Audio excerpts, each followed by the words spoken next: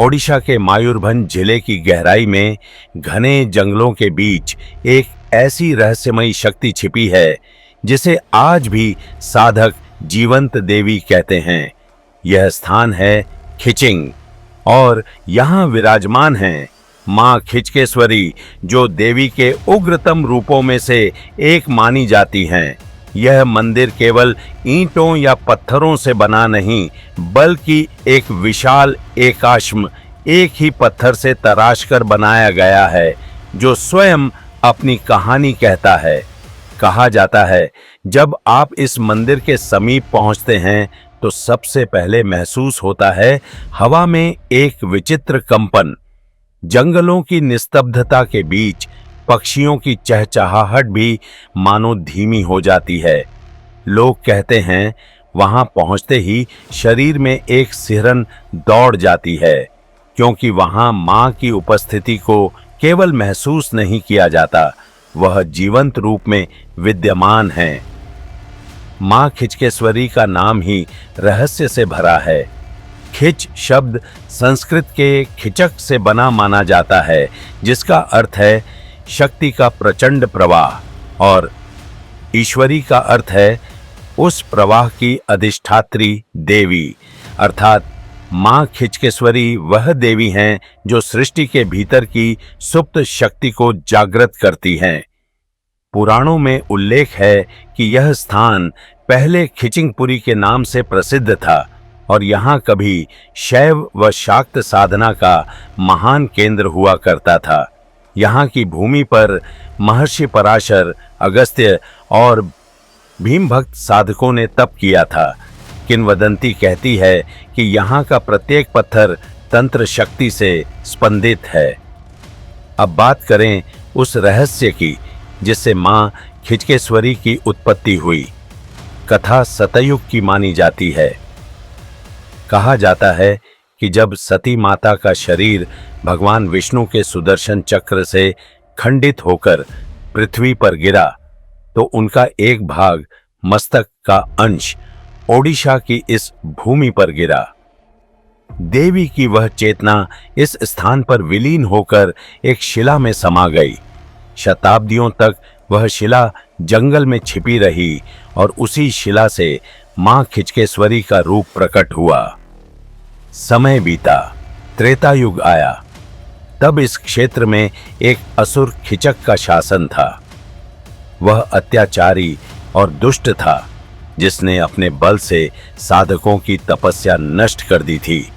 देवताओं ने ब्रह्मा, विष्णु और महेश से विनती की कि उस असुर का अंत हो। तब त्रिदेवों की सम्मिलित ऊर्जा से देवी शक्ति का उग्र रूप प्रकट हुआ। वही थी मां खिचकेश्वरी। उनके नेत्र अग्नि के समान थे, मुख से ज्वाला निकल रही थी और उनका स्वरूप लाल रक्त के समान चमक रहा था। उन्होंने कहा, मैं ही वह शक्ति हूं जो अधर्म को भस्म करेगी और धर्म की स्थापना करेगी। मां ने अपने त्रिशूल से खिचक असुर का वध किया और उसके रक्त से इस भूमि को पवित्र किया। कहा जाता है, असुर के नाश के बाद यह भूमि दिव्य प्रकाश से भर उठी और देवी ने वरदान दिया, आज से यह स्थान मेरा निवास होगा। जो भी सच्चे मन से मेरी आराधना करेगा, उसकी हर मनोकामना पूर्ण होगी। तभी से यह स्थान खिचक की ईश्वरी अर्थात खिचकेश्वरी के नाम से प्रसिद्ध हुआ।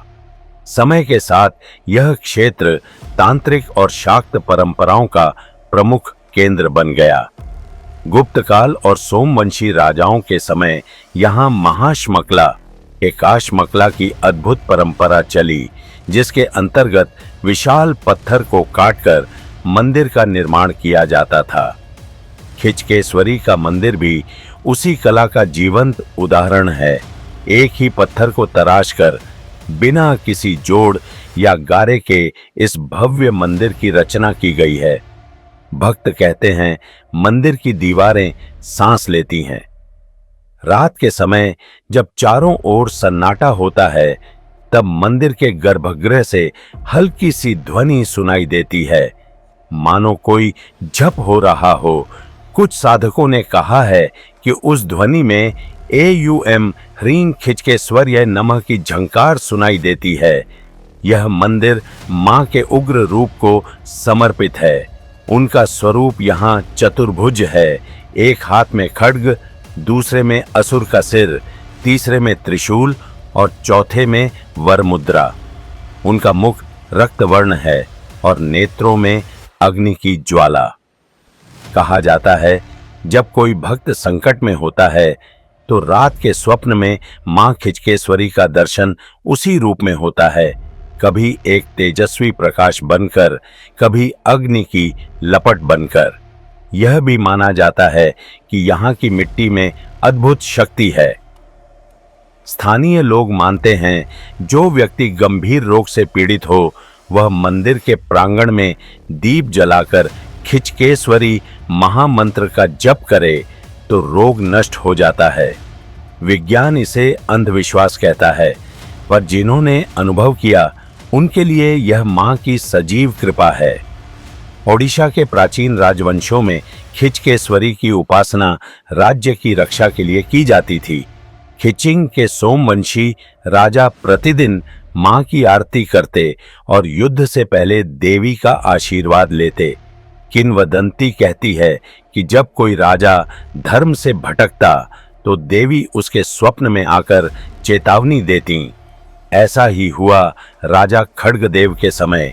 जब उसने अहंकारवश मंदिर में यज्ञ रोक दिया तो उसी रात देवी ने उसे स्वप्न में दर्शन दिए और अगले दिन उसका मुकुट मंदिर के द्वार पर गिरा पाया गया। तब राजा ने पश्चाताप किया और मां से क्षमा मांगी। आज भी हर अमावस्या, नवरात्रि और काली पूजा के समय यहां अद्भुत ऊर्जा का अनुभव किया जाता है। भक्त मानते हैं कि उस समय देवी का उग्र रूप सक्रिय हो जाता है।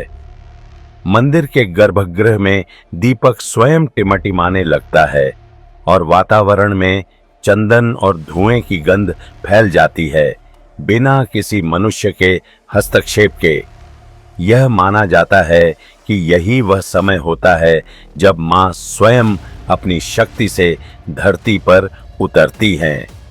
मां खिचकेश्वरी की उपासना केवल भय मिटाने के लिए नहीं, बल्कि आत्मबल और संकल्प को जागृत करने के लिए की जाती है। यहाँ के साधक कहते हैं, जो मां के चरणों में सच्चे मन से झुका वह कभी पराजित नहीं हुआ। खिचिंग का यह मंदिर न केवल एक धार्मिक स्थल है, बल्कि यह प्रमाण है उस काल का जब देवी स्वयं इस भूमि पर विचरण करती थीं। यहाँ के साधक कहते हैं, जो मां के चरणों में सच्चे मन से झुका वह कभी पराजित नहीं हुआ। खिचिंग का यह मंदिर न केवल एक धार्मिक स्थल है, बल्कि यह प्रमाण है उस काल का जब देवी स्वयं इस भूमि पर विचरण करती थीं। यहाँ का हर पत्थर, हर हवा का झोंका और हर दीपक देवी की उपस्थिति का साक्षी है। और जब रात ढलती है तो जंगल की निस्तब्धता के बीच मंदिर के ऊपर चमकते चंद्रमा की किरणें मां की मूर्ति पर पड़ती हैं तो लगता है मानो स्वयं मां खिचकेश्वरी अपने भक्तों को निहार रही हों, मुस्कुराती हुई, आश्वासन देती हुई कि डरो मत, मैं यहाँ हूँ, तुम्हारी हर मनोकामना पूर्ण होगी। क्योंकि यह केवल एक मंदिर नहीं, यह देवी की जीवंत ऊर्जा का केंद्र है, जहाँ आज भी मां खिचकेश्वरी अपने भक्तों के साथ हैं, अदृश्य रूप में लेकिन सदा जागृत।